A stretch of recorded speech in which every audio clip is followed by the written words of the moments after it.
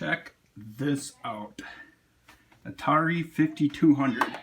It's a crazy system because the power goes through the antenna thing that hooks to the TV. This is actually considered a really rare system because of the power going through that. They changed it shortly after they made these things because people didn't like it. And check this out. It works. And I have the box, original box it goes into. The original packaging box that this thing came with. So freaking stoked. Let's do a second game.